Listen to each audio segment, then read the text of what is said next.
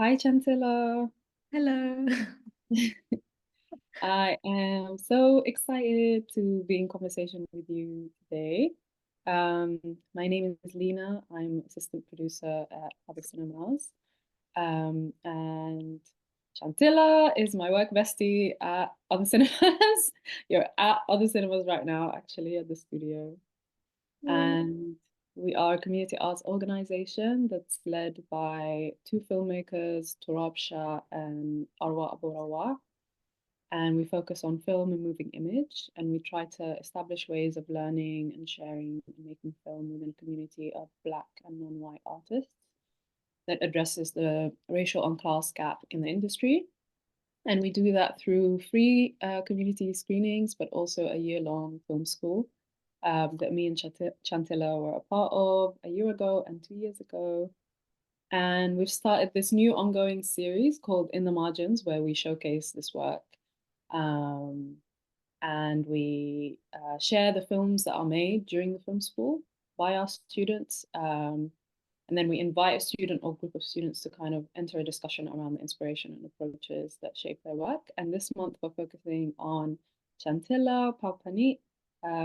Your work is super dreamy and it explores traditional mythologies and memory. And you do it in a really sensory and beautiful way. So yeah, Chanthila, I was wondering if you could introduce yourself. Yeah, of course. Hello. Thank you for that beautiful introduction. Um, my name is Chanthila Phaophanit, and I'm an artist, a moving image artist based in London. And for me, all my films are based around themes of oral histories, myths, memory, ghost stories. Yeah. Amazing. Um, and yeah, I think those themes are really, really interesting. And I'm wondering why you tend to kind of gravitate towards them. What about them kind of draws you to them? I think in a way they're sort of a way that they allow me to access my family and to connect myself to like my family, people, places. And I'm sort of interested in how the stories are passed down and how over time they like mutate and evolve through translation or exaggeration. And I also, if you think about oral histories, memory, ghost stories, they're all themes that feel almost like they could disappear, and they sort of have this ephemeral and unstable nature to them. And I guess by making these films, I hope that it's sort of a way of like archiving them. Yeah. Do you feel like your films are your way of transmitting these stories? I guess because primarily they're transmitted through oral histories or storytelling, sharing stories within families.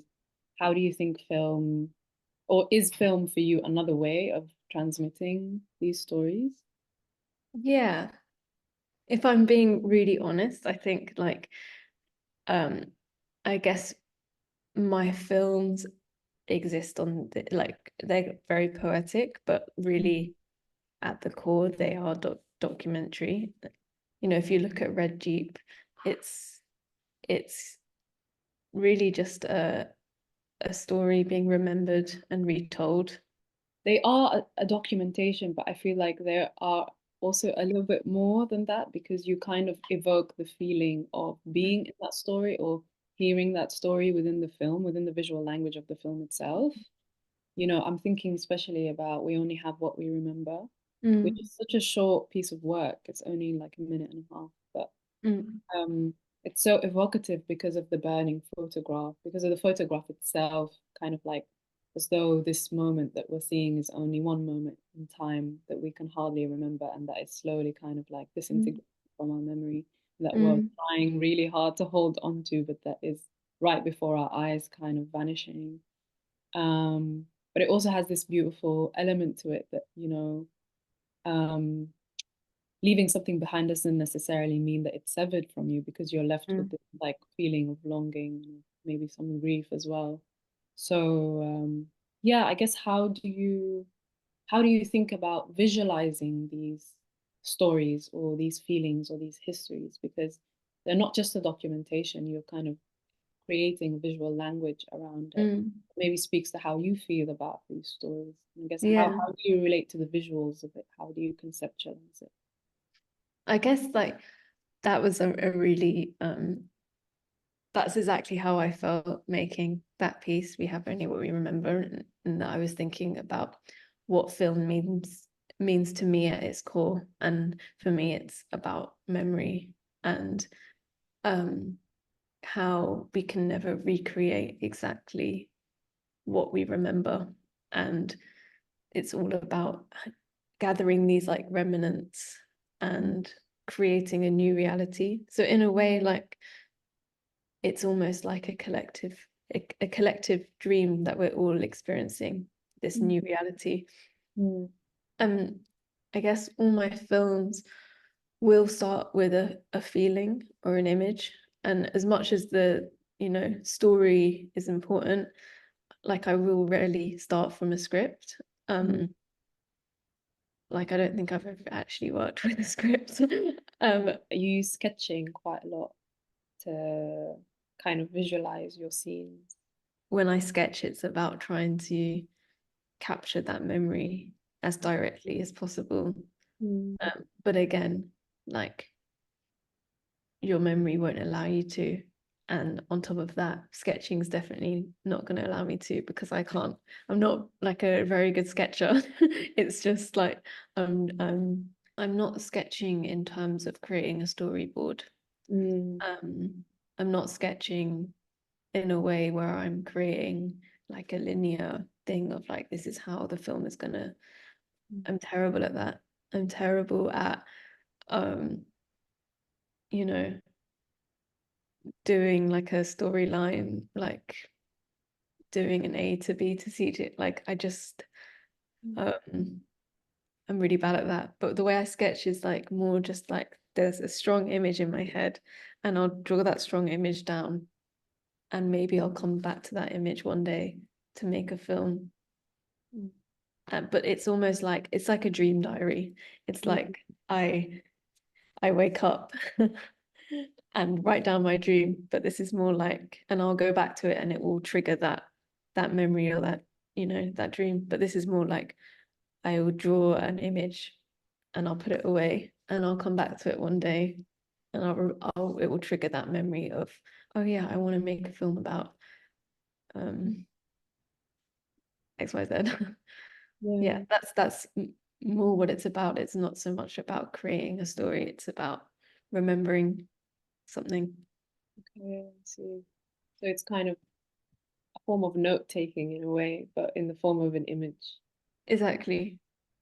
It's Mm. like nostalgia on a page. Like capturing a moment in time, or yeah, something that feels ephemeral. You're kind of like Mm, materializing it so it lasts for a bit. exactly. That's so interesting. Yeah. I would say I'm much better with images than I am with words. So Mm. for me, writing down what I remembered and what I want to make a film about isn't going to be as effective as like what I draw. Mm. But yeah, as much as the stories are important, I also want to feel generous with the viewer, and I want the images and feelings to sort of transcend for the viewer and for them to be able to imagine their own versions. um I guess we were talking about translation a bit, and I guess that's like a form of translation too, in that it's a film that's being passed from me to the viewer. But I also guess it's like what generosity means for you in film. But for me, it's like something that's like unlinear, cyclical, and like that reflects real life.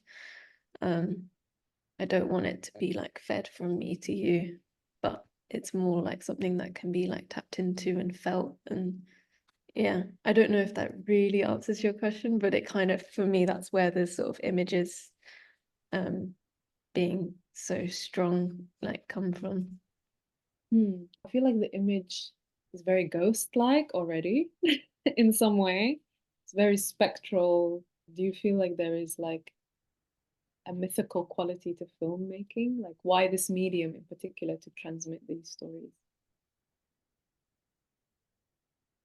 Yeah, definitely.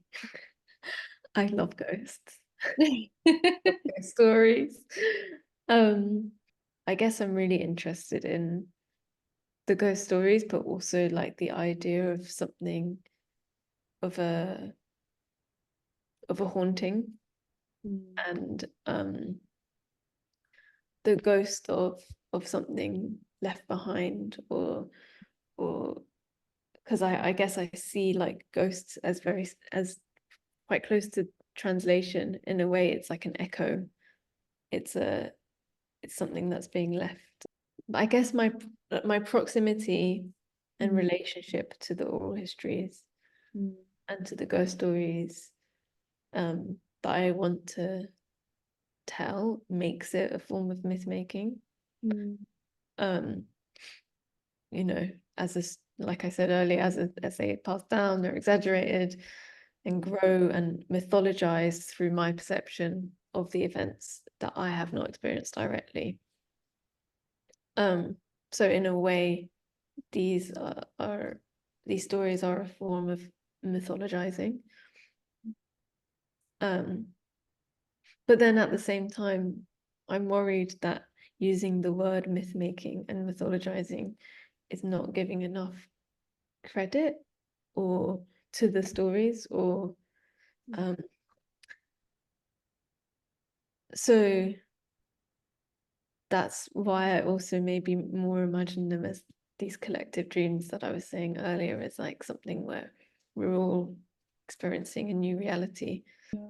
I love this idea of generosity and creating space for the viewer to experience Mm, something in the film and not like force feeding us meaning or mm, feeling.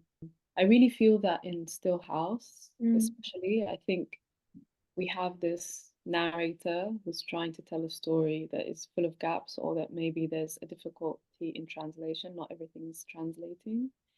Um, and you hold those gaps so beautifully. I think that's something I love about your films is you don't shy away from the gaps in memory or the gaps in translation. You kind of let them sit there and let us kind of sit with them. And I think that's really most obvious in Still House.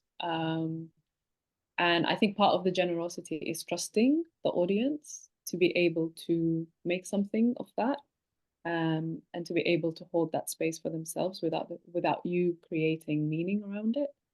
Um, so yeah, I was wondering why you kind of let those gaps live on. Why do you not? Why mm. do you let that tension stay? You know? I think it's really interesting because I guess it's on the one hand it's generosity and Mm, on the other hand like it feels like a very personal experience in that like growing up for me there would be translation from Lao to French and then French to English and that was how I connected to my family history. So there would always be gaps in the translation because my dad had to leave the country in his teens and his really his Lao is his first language, but it's sort of caught in this time of like his teenage language. mm, And then so he translates from Lao to French. And then for me, I don't speak French, but I understand it. So I translate from the French to the English, but they're all like mm, imperfect translations. mm, And, even when, growing up and within the household, I was constantly filling in the gaps, mm, from French and English. It like meant that I often had to fill in the gaps with feeling or mm, non-verbal communication. mm, And maybe that's what's being translated through my films. And that was the process for Still House as well. It was a story that was translated from Lao into French and then French into English.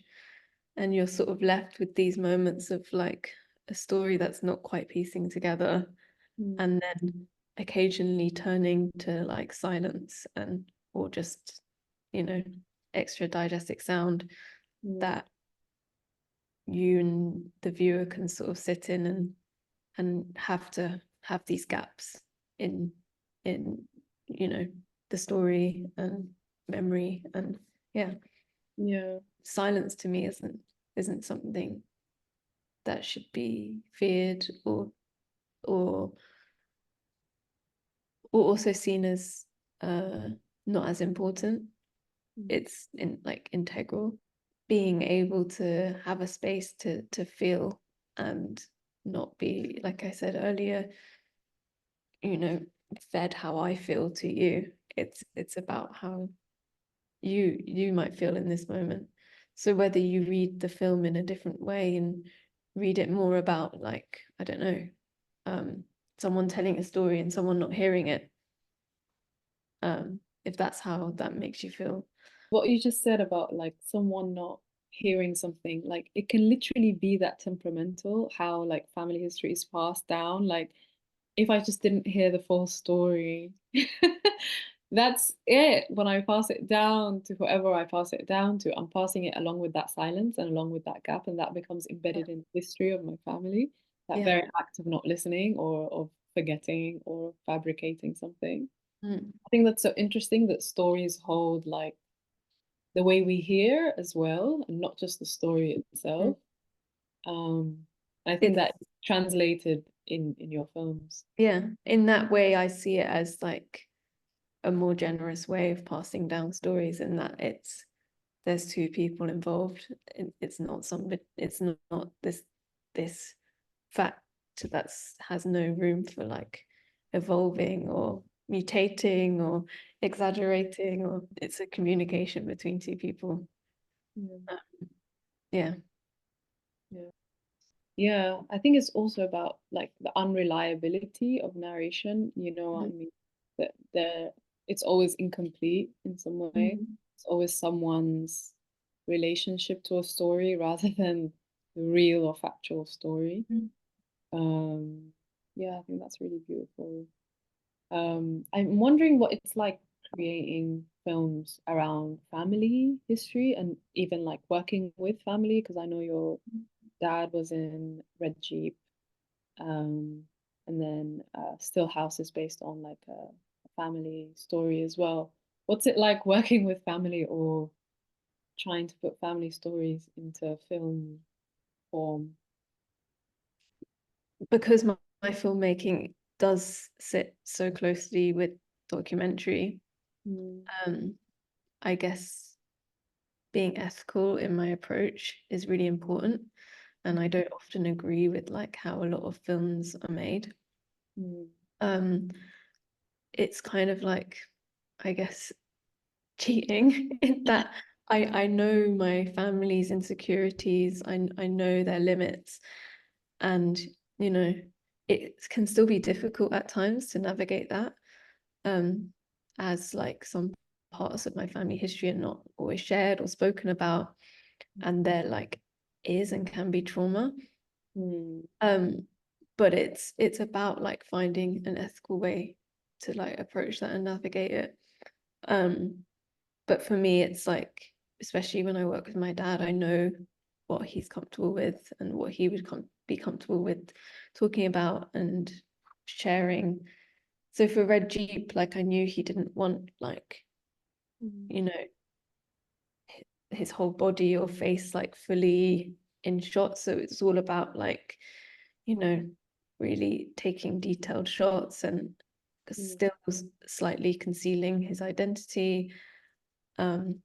And with the story, I actually didn't know what the story was going to be mm, fully. I I had this idea of making a film because my dad once told me about why he had a flat head mm, and about how he recently went to the hairdressers in Laos and got his hair cut. And the hairdresser was like, "Are you Vong Fa Chan?" And he was like, "Yeah." And he was like, "I recognize your head from when I used to cut your hair when you were 4 years old." And that was like the start of this story and why he was getting his hair cut during the film. But I knew that he wouldn't be comfortable in a setup where like I'm interviewing him, sat opposite him, like a pressured environment. So I just gave him my phone and I said, like, go off into another room and just like tell your story, tell as much as you want or as little as you want. And from this like one story that I wanted came like four other sub stories. And in the end, I ended up only being able to use like Mm. a quarter of the story. So Mm. I think it's just yeah, having a close connection, you know people's limits. Yeah.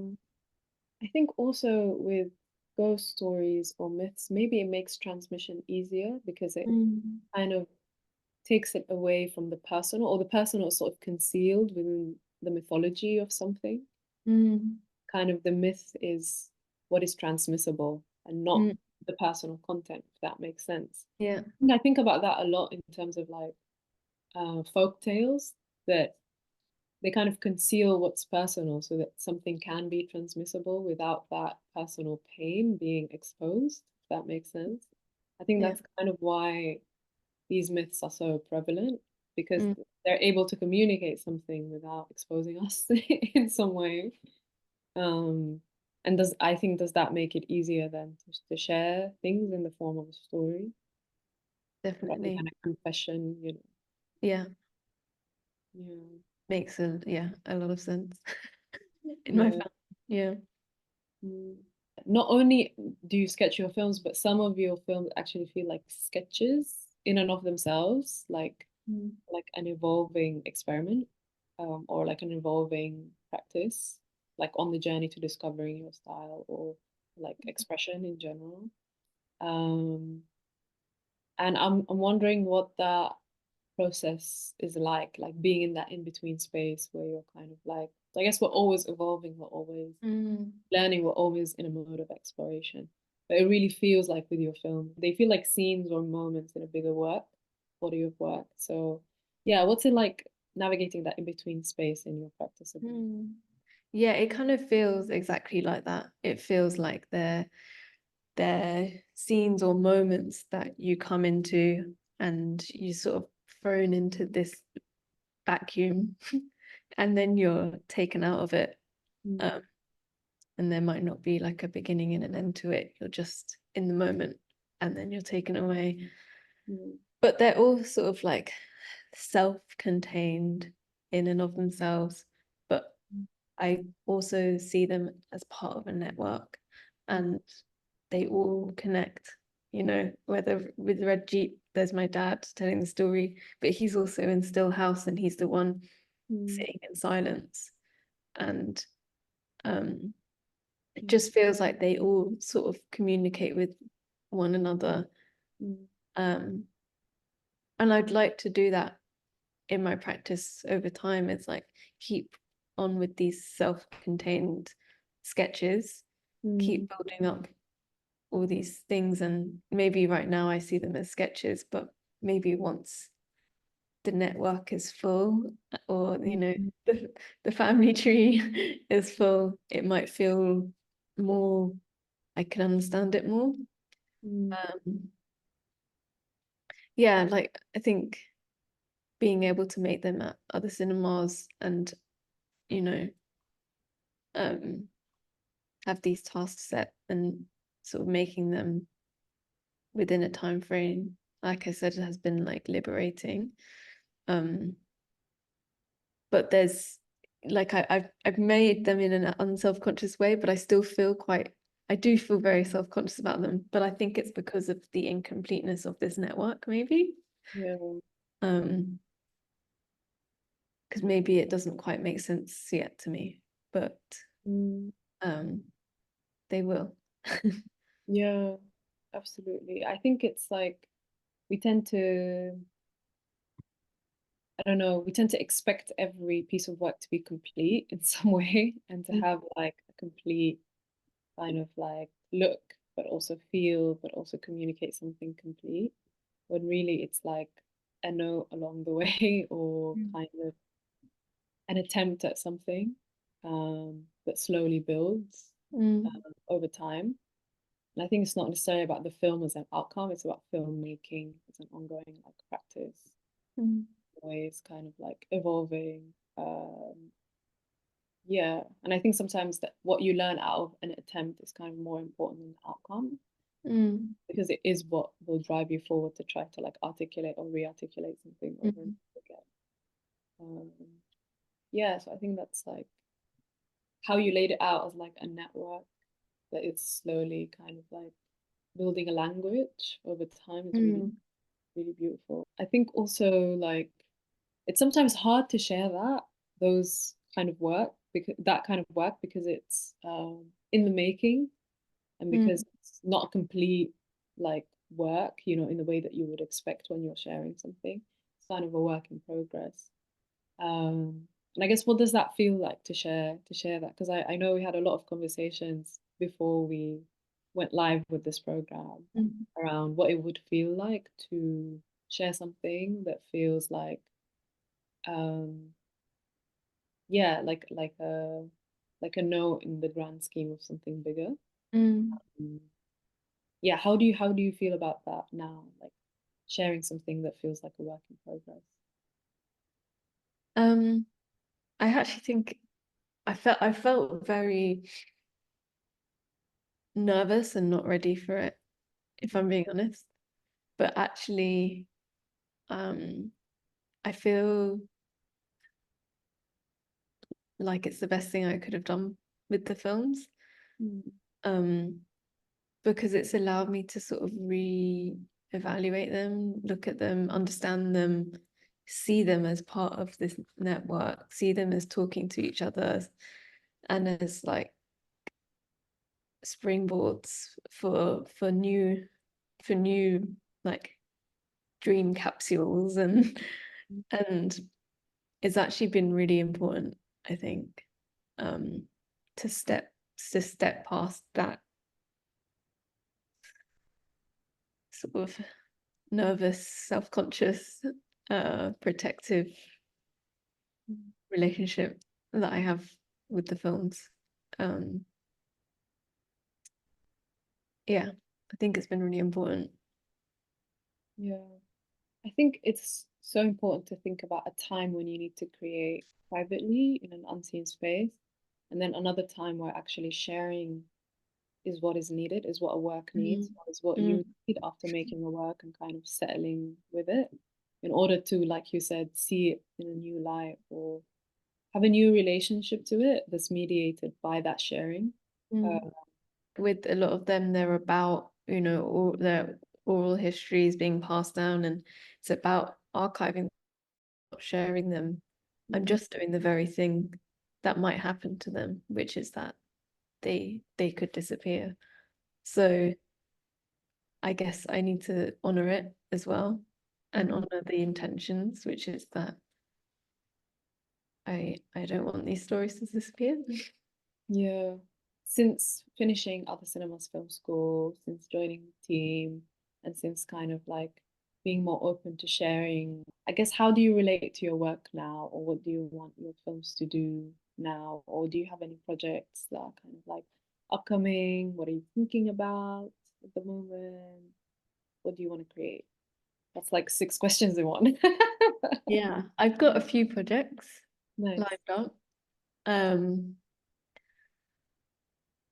they are all touching on similar subjects. Surprise, surprise. Um, my next film that I want to make, I feel connected to it. I feel like it's right, and maybe that's what the film school has done is help me unblock and um feel, you know, fearless in making again, which I haven't felt since Mm. I don't know if I ever felt it, but it really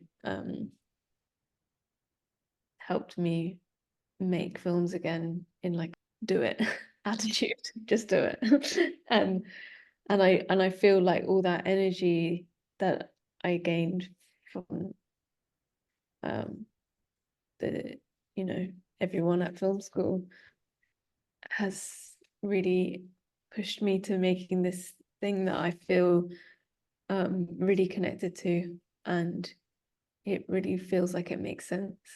Mm. And you know, I would have made up excuses in the past and just said, oh, I need to get funding before I do this, and I have applied for funding, but I've been rejected. So, but from being at film school, I've just also had a new attitude of like, okay, well, I can still do this. I can still also apply for funding, but I'm gonna have to be resourceful and find other ways of making it. And yeah, I would have let anything stop me from making a film before, but I feel like I'm not gonna let anything stop me from making a film now. And that's what the film school's done. Amazing. Yeah, it really does give you that do it attitude, like you said, like it kind of makes you realize how much you can do with so little, and that you can just start and like see Mm. what happens. Mm. Well, that's so exciting. I can't wait to see what you I'm make. really excited. Yeah. Thank you so much, Chanti. Thank you. This was a really beautiful, dreamy conversation, just as dreamy as your films. And yeah, your films will be available to watch via the link in the Instagram bio until the end of the month. So please make sure that you tune in. Three really, really beautiful films that I think really speak to transmission in many different ways. Um, and yeah, thanks again, Chanti, for your time. Thank you so much, Leena. Bye.